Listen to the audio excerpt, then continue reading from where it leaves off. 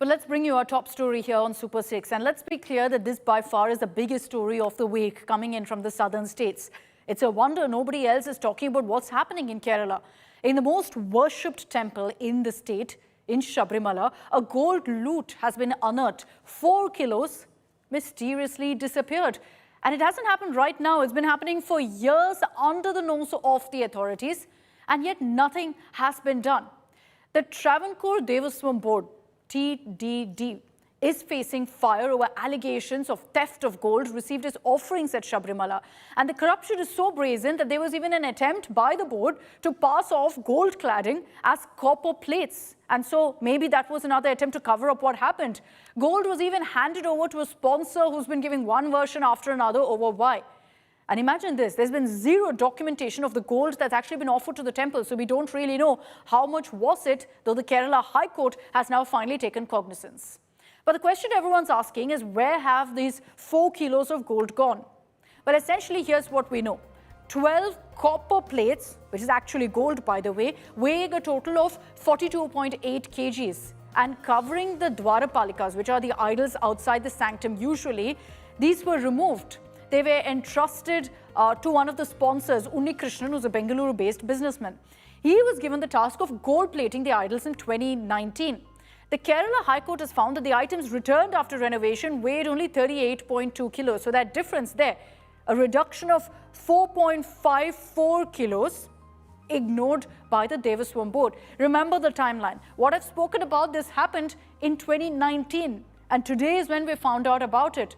And this has led to questions about a cover-up and lapses. Cover-up one is clearly that gold plates were referred to as copper plates.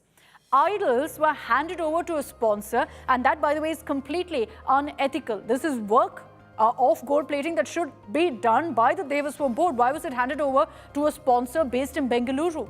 And there was no record whatsoever made of the gold that was actually offered. The Devaswam Board too didn't even bother checking the weight of these idols after renovation. There's a 4 kilo difference, and they claim they had no idea whatsoever. അപ്പോൾ അതുമായി ബന്ധപ്പെട്ട കാര്യങ്ങളെല്ലാം അന്വേഷണ സമിതി വിലയിരുത്തി കാര്യങ്ങൾ പരിശോധിച്ച് കുറ്റക്കാർക്കെതിരെ നടപടി എടുക്കട്ടെ. അതിനുശേഷം തുടർന്നുള്ള നടപടികൾ കൂടുതൽ ഉദ്യോഗസ്ഥർ വല്ലതും ഇതിൽ പെട്ടിട്ടുണ്ടോ, റിട്ടയർഡായ ഉദ്യോഗസ്ഥർക്കെതിരെ എന്താണ് ചെയ്യേണ്ടത്, അതൊക്കെ നമുക്ക് ആ സമയത്ത് തീരുമാനിക്കാം.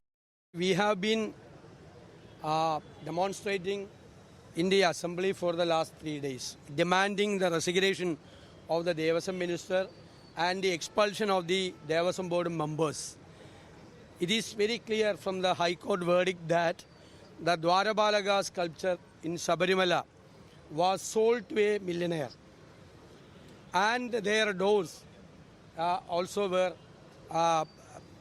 taken away. Now there are very serious allegations. So we are demanding the resignation of the minister and the expulsion of the Devaswam board members. 2 ministers, Muhammad Riyaz and Saji Charian, they were coming into the well and creating the problem. It was unprecedented, which is not at all good for the parliamentary democracy, and I condemn their activities. ബഹുമാന്യ speaker സഭ നിർത്തിവെച്ച് പ്രതിപക്ഷത്തോട് സംസാരിക്കേണ്ടതായിരുന്നു ഈ വിഷയത്തെക്കുറിച്ച്. ഇന്നലെയും മിനിയാന്നും ഒക്കെ അത് ചെയ്യാമായിരുന്നു, ഇന്നത് ചെയ്യാമായിരുന്നു. എന്നിട്ട് ഇവിടെ നടന്നിരിക്കുന്നത് എന്താണ്? അതിനൊരു സുതാര്യത വരുത്താനാണ് ഗവൺമെൻറ് നോക്കേണ്ടിയിരുന്നത്. അങ്ങനൊരു ചിന്തയെ ഗവൺമെൻറ്റിനെ അലട്ടുന്നില്ല. ആ വഴിക്ക് യാതൊരു വിശദീകരണവും വരുന്നില്ല. മുഖ്യമന്ത്രി സംസാരിക്കുന്നില്ല, അതുപോലെ തന്നെ മന്ത്രിമാർ സംസാരിക്കുന്നില്ല. Being an opposition party, it is only natural for them to oppose all the steps taken by the government as well as the Devaswam board. So it's nothing but politics, that's all. See, factually their allegations are incorrect. Now, there are several questions being asked right now of the Kerala government because, mind you, while the Travancore Devaswam Board is an autonomous body, it comes under the state government. You even have a Devaswam minister in Kerala. This was a protest that was held by the BJP earlier today. And joining me on this broadcast right now is the Kerala BJP chief, former Union Minister Rajiv Chandrasekhar. Mr. Rajiv Chandrasekhar, you held a protest earlier today. And what we're seeing right now, the revelations that have come to the fore on Sabarimala, the multiple levels of corruption are shocking. All of it from years ago also coming to light. Mr. Rajiv Chandrasekhar, if you're with us, what do you make of what's happening? Who is responsible, sir? No, look, it is shocking. I mean, it is an understatement to say it is shocking. I mean, I've been in Parliament for 18 years. I was the one who broke the 2G scam in Parliament. And so I have become reasonably immune in a sense, or at least thick-skinned about political corruption because you see so much of it around. But that you would see a day when a sitting government would, with the constitutional responsibility of overseeing Devaswam boards under Article 25, actually be responsible for looting gold from a sacred shrine like Sabarimala. I frankly never had the wildest imagination that in my life I would live to see a day like this. And it is horrible, it is horrifying, it is shocking, and it is absolutely a reflection of the political culture, this anything goes kind of a culture that has certainly been prevailing in Kerala for many years, but has taken a certain different dimension and velocity over the last 10 years under Pinarayi Vijayan. And for him, Hindu baiting, going against Sabarimala was something that he saw as being politically useful for him. So when you create a culture like this, where attacking Hindus and making Hindu temples vulnerable or susceptible to political pressure the norm, then I suspect that you are also opening the door to all the brokers in your party and your government to do this kind of criminal activities. And so it is where, it is what it is today. And our party is very clear about this, that we want to see the guilty identified. We want to see them prosecuted. And we believe strongly that this is not something that just started in the last few years. There is a long history to this. And we have asked for an investigation for the last 30 years of all the Devaswams and all the temples, because there are now new reports coming out that other temples have also lost gold. Other temples have lost land. Approximately 25,000 acres of temple land have been stolen. So it is an issue that needs to be investigated, if not for our sakes, at least for the sakes of all the Muslim devotees of Kerala. The Hindu devotees, yes. Mr. Rajiv Chandrasekhar, you refer to political corruption, but the government also says we're completely shocked. The Devaswam minister says he wasn't in charge years ago, so how can you pin it on the government? What's your response to that? Yeah, Akshita, I've seen too many cases of politicians play the surprised act. I've seen this in during the Congress time, during UPA, when we had worthies like Montek Singh Ahluwalia and Chidambaram and Kapil Sibal say, how can there be spectrum scam? This is a zero loss scheme. Look, I'm immune to this type of political response because we know that a crime has happened. There is no question about the fact that there is a crime that has happened. A crime has happened because it is their own government system that is now admitting, and the High Court has taken cognizance of it, that 4.5 kgs of gold has gone missing from Sabarimala just in the last 6 years. So what has gone missing before? What else has been stolen? Which other temples have fallen prey to this type of looting is a matter that is a subject legitimate question for any Malayali. Any citizen, even if he is not politically aware or, not, or is aware or she is aware, is a legitimate question that is to be asked in a democracy. A crime has been committed. Who is the criminal? Who is the beneficiary of this crime? What is this criminal going to face? What penalty is he going to face? Who's going to prosecute him? These are legitimate questions when a crime is committed, Akshita. And so this is not to be seen only through the prism of politics. And I certainly, if I'm sounding agitated today, it is not because I'm a BJP party president or I'm a BJP Karyakarta. It is because I'm an Ayyappa Bhakt. I have gone there for 20 years to Sabarimala. And the last thing that I all thought about was that I should worry about the gold in Sabarimala being stolen by people close to a state government. So, look, forgive me for being a little worked up about this, but this is an issue that is deserves being worked up. No, I understand your anger as an Ayyappa devotee and of every devotee essentially at this point because, you know, it's something, of course, that's a matter of emotion also for every devotee that this is what's happening in Sabarimala. And Akshita, I want to ask you to yeah, interrupt. It yeah. is really, it is an issue that every genuine Malayali who's interested in the functioning of our democracy is concerned about. Because if a state government that is elected on the plank of everything will be okay, 10 years ago, Pinarayi Vijayan's promise to the people of Kerala was, Ellavum Sheriyavum. That means everything will be Everything will made be fine. okay.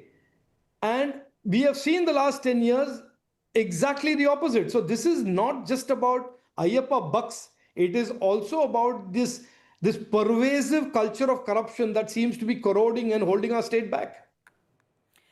You're saying that, you know, one religion is being targeted here or that, you know, this is Ayyappa devotees being targeted. The state says, look, we're as committed to ensuring the welfare of Ayyappa devotees, to looking out for what's happening in the Sabarimala temple. They're citing the fact that an Ayyappa summit was also held, Mr. Rajiv Chandrasekhar. Now, what can I say? I mean, when the 2G scam came out, Kapil Sibal scrambled and said there is a zero loss. When the coal block scam came out, P. Chidambaram, the India Alliance partner of the CPM, said coal is in the earth. How can there be a scam? Look, this justification of every corruption scam that comes out is an age-old practice by those who have been caught with their hand in the cookie jar. It's neither new nor is it novel. Now, for Pinarayi Vijayan, and I today read out a speech that he made during as his opposition leader in 2006, and he said, and I'm paraphrasing in English, he said that those in public life and those in government must have a sense of accountability and also must have a little shame when they do the wrong thing. And if you have both those things and a scam is committed, you will resign. This was his words to the then Chief Minister, Oomen Chandy of the Congress, when Oomen Chandy was caught in corruption. Now, these words have to be read back to the current Chief Minister. That in politics and in democracy, when people believe you and give you a mandate, you owe them a sense of accountability, and you also should have a sense of shame when you do something wrong, when you betray the people. Now, both those aspects are not in display as far as this government goes, and that is why people are asking him what was good for the goose in 2016 is surely good for the ganders in 2024. You laid out some principles, Mr. Pinarayi Vijayan, in 2016. Live by the same principles in 2025, now that you're the CM. There's also, of course, a huge debate over freeing temples from government hold. It's something that I've seen in Tamil Nadu, also neighboring to Kerala right now. Do you think that there is a similar debate in Kerala as well, Mr. Rajiv Chandrasekhar, about whether temples should be freed from government control? What do you think about that? No, look, I want to make 2 points about this, Akshita, and I'll make these are very responsible points, and please don't misunderstand this for some random religious commentary. Number one, it is clear to me, and I'm sure it's clear to most people who dispassionately look at this issue in Kerala, that there is a clear reverse discrimination happening against the Hindu community. And I ask you a very simple question. Why is it that in a state that has got many, many religious shrines of almost every community in the state, why is it that the Hindu temples are the ones that are being constantly targeted for looting, corruption, and malfeasance? Number one. So I would argue strongly, Article 14 of our Constitution guarantees non-discrimination for everybody. Why is it that the Hindus in Kerala are being discriminated? Number one. Number two, the broader point about state and government. Now, you mentioned the Ayyappa Sangamam that the government of Kerala organized. This is the same government in 2018 that wanted to destroy the traditions of Sabarimala, that has registered over 3,000 cases. Those cases are still pending against Ayyappa bucks. They did not withdraw even one of those cases before they had this Ayyappa Sangama. And in this Ayyappa Sangama, totally unprovoked, totally without any reason. The Chief Minister says, those who expect the state government to give up control of Devaswams should stop dreaming, because we will never give up control on the Devaswams. Now you know why. The state control of Devaswams is because, just like the Congress and the UPA wanted control on public sector banks, this is a piggy bank that is being looted by the CPM government. Point number one, this is absolutely unambiguous, and the activities and what has come out in the last 5 days just prove me out. What we are asking is not for relinquishing state control of Devaswam boards. The BJP's point here is, if the state government is regulating a Devaswam board, then the state government should be accountable for that regulation and oversight. They should hold themselves accountable. There should be transparency. The Devaswam vigilance reports for the last 30 years have not been made public. Why not? We are asking for the Devaswam vigilance reports over the last 30 years to be made public. So we don't have an ideological view on whether temples should be controlled by and overseen by governments or not. But certainly when the governments do oversee temples and Devaswam boards, they have to be accountable for that oversight, and they should not be predators of the Devaswam board. They should not loot the Devaswam board in temples, as is happening in Kerala today. So then, Mr. Rajiv Chandrasekhar, when you talk about what's happening in Sabarimala, do you think the rot runs right up to the ministers? Because the government right now is saying that, look, this was on the part of the Devaswam board, that officers of the TTB are involved, that this has nothing to do with the government, the ministers. What do you think? Let us not be naive. The CPM, the entire ideology about the CPM, okay, Marxist ideology of the CPM, exemplified by the dictator Stalin and Mao Zedong, nobody in that system can move a step without their big bosses saying move a step. This is the CPM. They have killed and maimed and used the politics of violence like no other political party has ever done in the history of Indian democracy.